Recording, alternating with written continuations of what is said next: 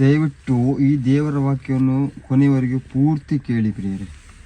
ಪ್ರವಾದಿ ಮಿಕನ ಗ್ರಂಥ 3ನೇ ಅಧ್ಯಾಯ 1ನೇ ವಾಕ್ಯ. ಆಗ ನಾನು ಇಂತೆಂದೆನು, ಯಾಕೋಬ ವಂಶದ ಮುಖಂಡರೇ, ಇಸ್ರೇಲ್ ವಂಶದ ಅಧಿಪತಿಗಳೇ, ಕಿವಿಗೊಟ್ಟು ಕೇಳಿರಿ. ನ್ಯಾಯ ನೀತಿ ಪಾಲನೆ ನಿಮ್ಮ ಕರ್ತವ್ಯವಲ್ಲವೇ? ಆದರೂ ನೀವು ಒಳಿತನ್ನು ದ್ವೇಷಿಸುತ್ತಿದ್ದೀರಿ, ಕೆಟ್ಟದನ್ನು ಬಯಸುತ್ತಿದ್ದೀರಿ. ನನ್ನ ಜನರ ಚರ್ಮವನ್ನು ಜೀವ ಸಹಿತ ಸುಲಿಯುತ್ತಿದ್ದೀರಿ. ಅವರ ಎಲುಬುಗಳಿಂದ ಮಾಂಸವನ್ನು ಕಿತ್ತು ತಿನ್ನುತ್ತೀರಿ. ನನ್ನ ಪ್ರಜೆಯ ಮೈ ಚರ್ಮವನ್ನು ಸುಲಿಯುವುದಲ್ಲದೆ ಅವರ ಎಲುಬುಗಳನ್ನು ಮುರಿದು ಹಾಕುತ್ತಿದ್ದೀರಿ. ಅಂಡೆಯಲ್ಲಿನ ತುಂಡುಗಳಂತೆ, ಅವಿಗೆಯಲ್ಲಿನ ಮಾಂಸದ ಚೂರುಗಳಂತೆ ನನ್ನ ಪ್ರಜೆಯನ್ನು ಚೂರು ಚೂರಾಗಿ ಕತ್ತರಿಸುತ್ತಿದ್ದೀರಿ. ಇಷ್ಟೆಲ್ಲ ಮಾಡಿದಂಥ ನೀವು ಸರ್ವೇಶ್ವರ ಸ್ವಾಮಿಗೆ ಮೊರೆ ಇಡುತ್ತೀರಿ, ಆದರೆ ಅವರು ನಿಮಗೆ ಉತ್ತರ ಕೊಡುವುದಿಲ್ಲ. ಬದಲಿಗೆ ನಿಮ್ಮ ದುಷ್ಕೃತ್ಯಗಳ ನೀತಿಗೆ ನಿಮಗೆ ವಿಮುಖರಾಗಿರುವರು. ಪ್ರಿಯಜನರೇ, ಕ್ರೈಸ್ತರ ಮೇಲೆ ಇತ್ತೀಚೆಗೆ ತುಂಬ ದೌರ್ಜನ್ಯಗಳು, ತುಂಬ ಅನ್ಯಾಯಗಳು ನಡೀತಾ ಇದೆ. ಆದ ಕಾರಣ ಪ್ರಿಯಜನರೇ, ನೀವು ಏನು ಮಾಡಬೇಕಾಗಿಲ್ಲ.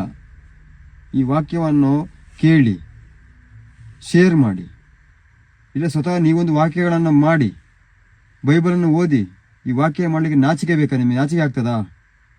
ದೇವರ ವಾಕ್ಯ ನಾಚಿಕೆ ಆಗ್ತದೆ ಇಲ್ಲ ತಾನೇ? ಮಾಡಿ, ವಾಕ್ಯವನ್ನು ಸಾರಿ, ಶುಭ ಸಂದೇಶವನ್ನು ಮೂಲೆ ಮೂಲೆಗೆ ಸಾರಿ, ಜಗತ್ತಿನ ಮೂಲೆ ಮೂಲೆಗೆ ಸಾರಿ. ನಿಜವಾದ ಏಕದೇವರು ಯೇಸು ಸ್ವಾಮಿ ಅನ್ನೋದನ್ನು ಮಾತ್ರ ಜನಗಳು ತಿಳ್ಕೊಬೇಕು. ಅದೇ ಕಾರಣ ನೀವು ಏನು ಮಾಡ್ಬೇಕಂದ್ರೆ, ಬರೋ ವಿಡಿಯೋಗಳನ್ನು ನೋಡಿಬಿಟ್ಟು ಲೈಕ್ ಕೊಡೋದು, ಸಬ್ಸ್ಕ್ರೈಬ್ ಮಾಡೋದು ಅವು ಮಾತ್ರ ಅಲ್ಲ. ಎಷ್ಟೋ ಕ್ರಿಸ್ತನ ಮೇಲೆ ಅನ್ಯಾಯ ಆಗ್ತಿರೋದನ್ನ ನೋಡ್ಬಿಟ್ಟು ನೀವು ಲೈಕ್ ಕೊಟ್ಬಿಟ್ಟು ಹೋಗ್ಬಿಡ್ತೀರಿ. ಶೇರ್ ಮಾಡಿ. ಈ ಥರ ಒಂದು ವಿಚಾರಗಳನ್ನ, ಈ ಥರ ಒಂದು ವಾಕ್ಯಗಳನ್ನು ಹೇಳುವಾಗ ಎಷ್ಟೋ ಜನಗಳು ಈ ಥರ ವಾಕ್ಯಗಳನ್ನ ಹೇಳ್ತಾರೆ. ಆ ವಾಕ್ಯಗಳನ್ನ ಶೇರ್ ಮಾಡಿ. ದೇವರ ಶುಭ ಸಂದೇಶವನ್ನು ಸಾರಿ, ಮೂಲೆ ಮೂಲೆಗೆ ಸಾರಿ.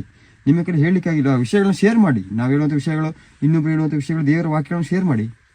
ನಿಮ್ಮ ಕೈಲಾದರೆ ಪ್ರಯತ್ನ ಪಡಿ. ನೀವು ಈ ಥರ ಒಂದೊಂದು ವಾಕ್ಯಗಳನ್ನ ಡೈಲಿ, ಒಂದು ವಾಕ್ಯಗಳನ್ನ ಯೂಟ್ಯೂಬು, ಫೇಸ್ಬುಕ್ಕು, ತುಂಬ ಸೋಷಿಯಲ್ ಮೀಡಿಯಾ ಇದ್ದಾವೆ, ಇದು ಮಾಡಿ, ಶೇರ್ ಮಾಡಿ. ಯಾರು ಏನು ಬೇಡ ಅಂತಿರಲ್ಲ. ಈ ದೇವರ ವಾಕ್ಯ ಸಾರ್ತಿರೋದು ನಾವು. ದೇವರ ಆಶ್ರಯ ನಮ್ಮಲ್ಲಿ ಇದ್ದೇ ಇರ್ತದೆ. ಈ ವಾಕ್ಯವನ್ನು ಕೇಳುವಂಥವ್ರ ಮೇಲೆ ಯೇಸುವಿನ ಶಕ್ತಿ ಇಳಿದು ಬರಲಿ. ದೇವರ ನಾಮದಲ್ಲಿ ಶುಭ ಸಾರುವಂತರಾಗಲಿ ಈ ವಾಕ್ಯವನ್ನು ಕೇಳುವುದು. ಹಲ್ಲೆಲೂಯಾ.